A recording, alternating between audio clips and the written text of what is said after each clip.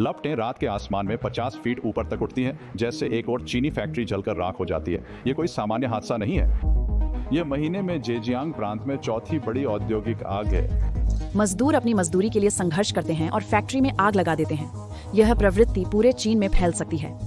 चीन में फैक्ट्री मजदूरों द्वारा बकाया मजदूरी की मांग को लेकर विरोध प्रदर्शन हो रहे हैं, जो राष्ट्रपति ट्रंप द्वारा चीनी आयात पर लगाए गए टैरिफ का परिणाम है।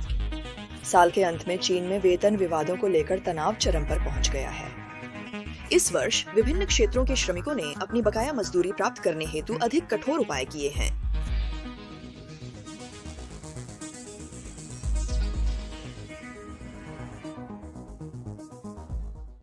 ऐसा लगता है कि शी जिनपिंग व्यापार युद्ध से पीछे हट रहे हैं। ट्रंप ने घोषणा की कि चीन ने अमेरिकी व्यवसायों के लिए अपना बाजार पूरी तरह खोलने पर सहमति जताई है। यह जरूरी नहीं कि चीन ऐसा करे, लेकिन यह बातचीत में एक अच्छा पहला कदम है। चीन के इस विशाल परिवर्तन के लिए तैयार होने का कारण सरल और स्पष्ट है।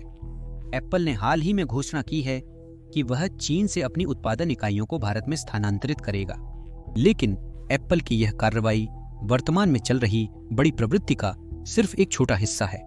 विदेशी कंपनियां और पूंजी बड़ी संख्या में चीन छोड़ रही हैं। जब यह सब हो रहा है, सीसीपी इस व्यापार युद्ध को लंबा खींचने का जोखिम नहीं ले सकती। कंपनियों के कहीं और फैक्ट्री लगाने का फैसला लेने के बाद वापस न आने की बात सीसीपी को डरा रही है। बस एक पल में हम व्यापार युद्ध की बातचीत पर आएंगे, पर पहले कंपनियों के बाहर जाने के बारे में कुछ और जानकारी। एप्पल जा चुकी है, टेस्ला जा चुकी है, कोका कोला जा चुकी है और माइक्रोसॉफ्ट भी जा चुकी है। मेरी पिछली वीडियो के नीचे कई लोगों ने कमेंट किया कि विदेशी ब्रांड्स को बस चीन छोड़ देना चाहिए। पर क्या आपने सोचा है, अगर सारे विदेशी ब्रांड्स चले जाते हैं तो घरेलू ब्रांड्स अपनी कीमतें कम से कम 100% बढ़ा देंगे। विश्व के 4 सबसे बड़े अनाज व्यापारियों में से एक अमेरिकी कंपनी ADM चीन में अपना घरेलू कारोबार बंद करने की तैयारी कर रही है। उद्योग की स्थिति चिंताजनक है और निकट भविष्य में सुधार की संभावना कम है। यह खबर डराने वाली है। चीन अमेरिका व्यापार युद्ध का विस्तार धीरे धीरे प्रभाव दिखा रहा है। विदेशी पूंजी का बाहर जाना हमारे सामने लगातार बढ़ता जा रहा है। ये लंबे समय से स्थापित कंपनियां 1 दशक से भी अधिक समय के बाद जब चाहें तो बस यूं ही चली जाती हैं। हम एक सिकुड़ते बाजार का सामना कर रहे हैं, जिसमें विदेशी पूंजी का पलायन, कमजोर खपत और प्रभावित निर्यात शामिल हैं। यह तो सिर्फ शुरुआत है। जब सारी विदेशी कंपनियां देश छोड़ देंगी, तब मुश्किलें अकल्पनीय होंगी।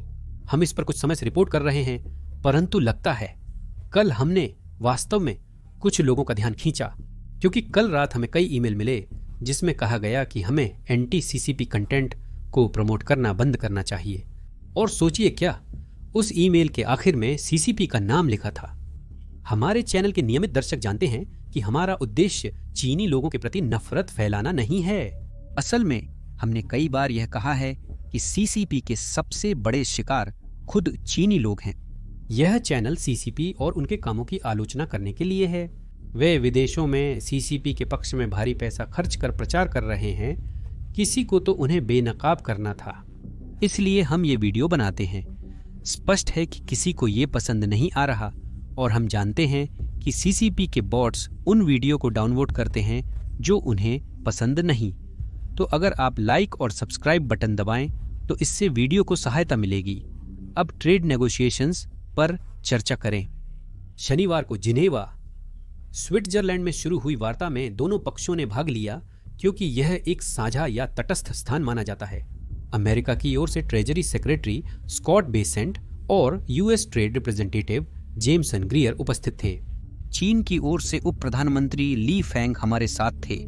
दोनों पक्षों के असली प्रतिनिधिमंडल काफी बड़े थे, लेकिन ये मुख्य वार्ताकार और प्रतिनिधिमंडल के प्रमुख थे। स्कॉट बेसेंट और जेमसन ग्रियर ने बातचीत के बारे में अपनी राय दी, लेकिन इससे पहले मैं आपको ट्रंप का वह क्लिप दिखाना चाहता हूं जिसमें वे बता रहे हैं कि असल में क्या सहमति बनी थी। हम चीन के खुलने पर चर्चा कर रहे हैं और वे इस पर सहमत हुए हैं। इसमें कागजी कार्रवाई में थोड़ा समय लगेगा। ये सबसे आसान काम नहीं है। मेरे हिसाब से यही सबसे बड़ी बात है। हालांकि कुछ लोग इससे असहमत हो सकते हैं। वे कह सकते हैं कि हम टैरिफ या अन्य चीजों से काफी पैसा कमा रहे हैं, लेकिन आप जानते हैं, खासकर जब आप इसमें वो जोड़ते हैं जो हमारे पास पहले से है। क्योंकि याद रखिए, हमें पहले से ही स्टील और दूसरी चीजों पर 50% मिल रहा है जो इन आंकड़ों में शामिल नहीं है, तो आप उसे भी जोड़ सकते हैं। लेकिन मेरे लिए सबसे बड़ी बात है बाजार का खुलना। मुझे लगता है कि अगर हम वहां जाकर चीन से मुकाबला कर सकें तो यह हमारे व्यवसायों के लिए शानदार होगा। ये चीन के लिए भी बहुत सारी नौकरियां लेकर आएगा और मुझे लगता है कि इस समय उन्हें सच में नौकरियों की जरूरत है और यही हम बात कर रहे हैं। तो यह जोड़ने के लिए बहुत ही महत्वपूर्ण तत्व है। तो जब स्कॉट, मैंने उसे कुछ दिन पहले बोलते हुए देखा, मुझे लगता है वह इसे कहना नहीं चाहता था। मैंने कहा, कहना ठीक है, अगर हमें यह नहीं मिलता तो नहीं मिलता, लेकिन अगर नहीं मिलता तो यह सकारात्मक नहीं होगा। अगर ये मिल जाता है तो ये सबसे ज्यादा अहम घटना साबित हो सकती है। हमने चीन के लिए अपना देश खोल दिया है, उन पर बहुत कम पाबंदियां हैं और वे आसानी से यहाँ आ सकते हैं। उन्होंने हमारे लिए अपना देश नहीं खोला, जो मुझे कभी समझ नहीं आया और सही नहीं है। साथ ही उन्होंने चीन को पूरी तरह खोलने की सहमति दी है और मुझे लगता है कि ये चीन के लिए शानदार होने वाला है। मुझे लगता है कि ये हमारे लिए भी शानदार होने वाला है। मेरे ख्याल से ये एकता और शांति के लिए भी काफी अच्छा रहेगा। चीन भी अपनी सभी गैर आर्थिक बाधाओं को निलंबित और हटा देगा। उन्होंने इसके लिए सहमति दे दी है। खैर, वे बहुत अधिक हैं। मेरे लिए बैठक की सबसे महत्वपूर्ण बात यह है कि उन्होंने चीन को खोलने के लिए सहमति दे दी है, हालांकि अभी इसे लिखित रूप में करना बाकी है। यह महत्वपूर्ण है कि चीन ने वास्तव में अमेरिकी सामानों पर ज्यादा टैरिफ नहीं लगाए थे। 2023 में चीन भेजे जाने वाले अमेरिकी सामानों पर औसतन 3% शुल्क लगा। हालांकि चीन की गैर टैरिफ बाधाओं ने अमेरिकी कंपनियों के लिए चीन में प्रवेश करना कठिन बना दिया था। यही बात पर हम यहाँ चर्चा कर रहे हैं। बातचीत समाप्त होने के बाद व्हाइट हाउस ने यह बयान जारी किया। आप गूगल पर पूरी बात पढ़ सकते हैं। मैं आपको पूरी बात नहीं सुनाऊंगा, सिर्फ महत्वपूर्ण बातें बताऊंगा। इस बयान में 2 महत्वपूर्ण बातें सामने आईं। व्हाइट हाउस ने कहा कि अमेरिका अब पारस्परिक शुल्क को 10% तक कम कर देगा। अब एक बार फिर से जल्दी से याद दिला दूं, मुक्ति दिवस यानी 2 अप्रैल को ट्रंप ने चीनी सामानों पर 34% शुल्क लगा दिया था। यह 20% शुल्क के ऊपर था जो उन्होंने पहले ही चीन पर फेंटानिल व्यापार में उनकी संलिप्तता के कारण लगाया था। अब इस 34% के बाद चीन ने भी जवाबी कार्रवाई में अपना 34% शुल्क लगा दिया। तो 8 अप्रैल को ट्रंप ने उन पर फिर से 50% शुल्क लगा दिया, जिससे कुल मिलाकर हमारा शुल्क 104% हो गया। 9 अप्रैल को चीन ने 50% शुल्क से जवाब दिया, तो ट्रंप ने कुल 145% शुल्क लगा दिया। अंत में हमने चीन से आयात होने वाले सामानों पर 125% टैरिफ और फेंटानिल भेजने की सजा के रूप में 20% अतिरिक्त शुल्क लगाया। अब वह 125% से घटकर 10% हो रहा है, लेकिन फेंटानिल के लिए 20% अभी भी लागू है। चीन ने भी अमेरिका की तर्ज पर अपना शुल्क घटाकर 10% करने का निर्णय लिया। अमेरिका और चीन के बीच पारस्परिक शुल्क 10% पर निर्धारित है। यह 10% आंकड़ा अंतिम नहीं है, यह अगले 90 दिनों के लिए है, जब तक स्थायी व्यापार समझौता नहीं हो जाता। अब यहाँ पर कुछ दिलचस्प है जो मैंने कम से कम नोटिस किया। इस बयान में चीन द्वारा रेयर अर्थ्स और अन्य वस्तुओं पर लगाए गए प्रतिबंध हटाने का कोई उल्लेख नहीं है। अमेरिका सीधे चीन से $460 अरब का आयात करता है, जबकि चीन केवल $140 अरब का आयात करता है। चीन अमेरिका की तुलना में कम वस्तुएं आयात करता है, इसलिए वह उतने ही टैरिफ नहीं लगा सकता था जितना अमेरिका ने लगाया। इसलिए चीनी कम्युनिस्ट पार्टी ने टैरिफ की घोषणा से अधिक किया। चीन ने रेयर अर्थ जैसे रणनीतिक उद्योगों पर नियंत्रण कर अमेरिका की पहुंच सीमित कर दी। जैसा कि आप लोग शायद पहले से जानते हैं, चीन लगभग 90% रेयर अर्थ रिफाइनरी को नियंत्रित करता है और इसी वजह से उनके पास रेयर अर्थ्स पर एक तरह का एकाधिकार है, कम से कम अभी के लिए। इस बयान में चीन द्वारा की गई बाकी सभी चीजों का कोई उल्लेख नहीं था। इसमें सिर्फ दोनों देशों के प्रतिशत का जिक्र था और दोनों देशों ने इसे 10% तक कम करने का फैसला किया, जो वाकई में उचित नहीं लगता, क्योंकि चीन ने सिर्फ अपना टैरिफ बढ़ाने से कहीं ज्यादा किया था। सौभाग्य से दोनों पक्षों की प्रेस कॉन्फ्रेंस ने इस बिंदु पर स्पष्टीकरण दिया। विवरण इस प्रकार हैं। इस समझौते के तहत हमने सहमति जताई है कि हमारी पारस्परिक टैरिफ दर अमेरिका की ओर से 115% से घटकर 10% हो जाएगी। हम बातचीत के लिए 90 दिनों की विराम अवधि में प्रवेश करते हैं, जिसके प्रति चीन और अमेरिका दोनों प्रतिबद्ध हैं। चीन भी अपने शुल्क 115% से घटाकर 10% कर देता है और लागू किए गए प्रतिकारात्मक उपायों को हटा देता है। स्पष्ट रूप से कहें तो संयुक्त राज्य अमेरिका द्वारा पहले लागू किए गए अन्य उपाय, चाहे वे 2018 से टैरिफ उपाय हों या उसके बाद के अन्य वैधानिक अधिकारों के तहत टैरिफ हों या फेंटानिल से संबंधित टैरिफ हों, वे अभी के लिए बिना किसी बदलाव के बने रहेंगे। मैं बस एक बात कहना चाहूंगा कि चीन और संयुक्त राज्य अमेरिका दोनों ने फेंटानिल पर रचनात्मक रूप से साथ मिलकर काम करने पर सहमति जताई है और इसमें भी आगे बढ़ने के लिए एक सकारात्मक रास्ता है। तो यह निश्चित रूप से अच्छी खबर है। चीन न केवल अपने टैरिफ कम कर रहा है बल्कि बाकी सब कुछ भी हटा रहा है। उन्होंने ऐसा किया, लेकिन एक और अच्छी खबर यह है कि संयुक्त राज्य अमेरिका के बाकी टैरिफ अभी भी लागू रहेंगे। तो केवल वही चीज कम हो रही है जो पारस्परिक टैरिफ है, जो शुरू में 34% था, फिर प्रतिशोध और आगे पीछे के कारण बढ़ गया। ट्रंप ने अपने पहले कार्यकाल में ही चीन पर कई टैरिफ लगा दिए थे, जैसा कि आप में से अधिकांश जानते हैं, जिसे हम मोटे तौर पर लगभग 20 से 25% तक मान सकते हैं, जो कि उन चीनी सामानों पर लगाया गया है जो संयुक्त राज्य अमेरिका में आ रहे हैं। फिर इसके ऊपर इस साल की शुरुआत से फेंटानिल टैरिफ भी है जो 20% है और वह भी लागू है, और अभी 10% और जोड़ा गया है, जिसका मतलब है कि चीनी सामानों पर कुल टैरिफ अब भी 55% है। यह निश्चित रूप से इतना ज्यादा है कि कंपनियां अब भी यह सोचने पर मजबूर हैं कि वे चीन में रहें या नहीं, क्योंकि हमने अमेरिका यूके व्यापार समझौते में कुछ बहुत दिलचस्प देखा था।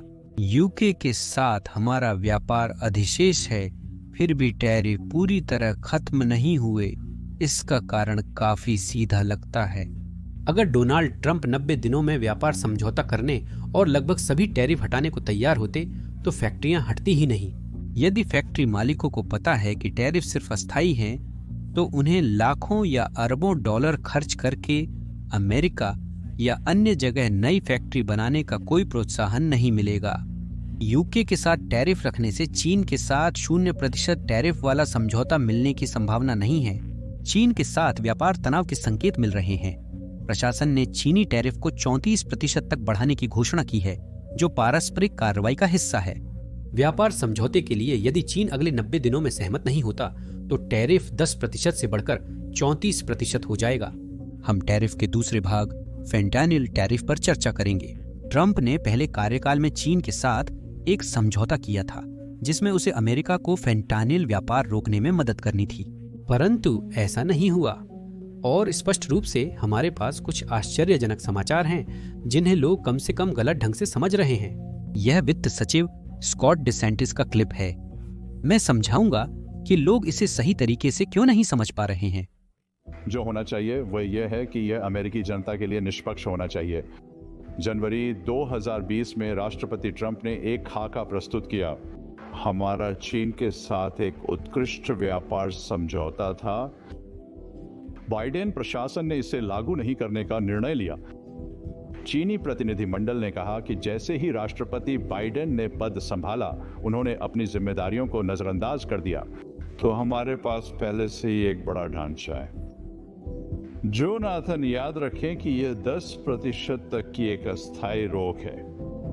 चीन के लिए 2 अप्रैल का स्तर 34% है। तो हम ये देखने के लिए काम करेंगे कि उनका अंतिम पारस्परिक संख्या कहां जाकर रुकती है, और बातचीत एक टैरिफ, गैर टैरिफ व्यापार बाधाओं, मुद्रा में हेरफेर और श्रम व पूंजी की सब्सिडी का संयोजन है। ट्रेजरी सचिव ने बताया कि बाइडेन प्रशासन ने कुछ प्रतिबंध लागू नहीं करने का निर्णय लिया है। ये टैरिफ से बिल्कुल भिन्न है। बाइडेन प्रशासन ने वही टैरिफ जारी रखे हैं जो ट्रंप ने अपने पहले कार्यकाल में लगाए थे। उन्होंने चीनी ऑन्टो और सेमीकंडक्टर्स पर टैरिफ और बढ़ा दिए, जिससे नीति और कड़ी हो गई। प्रतिबंधों को वापस लेने का कारण उन्हें लागू न करने का फैसला नहीं था, बल्कि एक अलग रणनीति आजमाना था जो असफल रही।